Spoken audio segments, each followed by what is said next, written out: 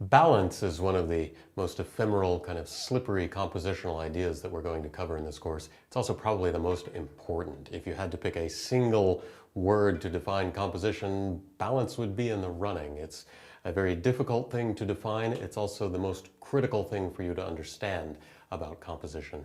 We've looked a lot at ways of creating balance through the use of geometry, weighting elements in your scene against each other. There's another way of balancing an image though, and that's through tone or lightness.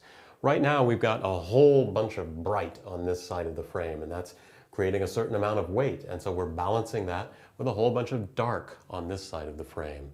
Light against dark can create a sense of balance. You can also go more symmetrical and do light against light or dark against dark. We've also got a rhythmic thing going on in this frame. We've got light and then dark and then light again and then dark. That's working with the balance. So light, of course, is the thing you're always wanting to keep your eyes out for. Don't ignore it when it comes time to balance your image and find a balanced composition. It can be a very powerful balancing element. And let's look at some other examples. Here's a very straightforward example of the idea of balancing tone. I've got a lot of really light tone right here sitting right next to a bunch of really dark tone, and they're balancing each other out very nicely.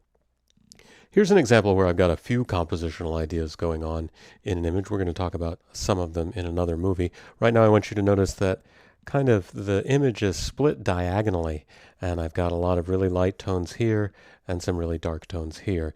Again, there are other things going on, but you've probably noticed by now I'm showing you some of these same images in different movies to serve as examples of different things, and that's because very often you will mix and match these compositional tools that we're talking about. These building blocks can be assembled in lots of different ways, and you think about them in different combinations and group them together in different ways.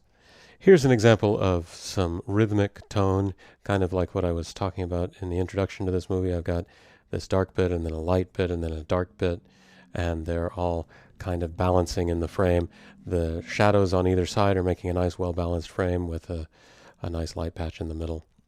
This one's a little more subtle, but I've got light on top, dark on bottom.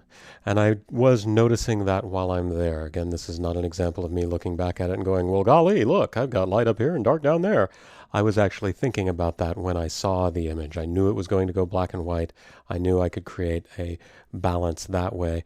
And this has kind of worked. I was thinking that maybe the light of this rock would serve to be very symmetrical and balancing with the dark of these trees, and that sort of worked, except that the shapes are fairly different. But I do like that it's kind of a gradient that goes from dark into lighter gray and all the way out to white. This one's a little bit strange, and I put it in here for one reason. I do feel like this dark tone over here is balancing all this light tone over here. Another way of thinking about this, though, is an example of shape.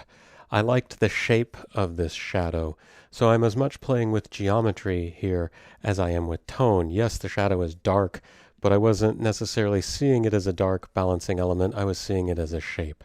And you'll very often work with tones this way. You won't always be thinking of them in terms of tonality.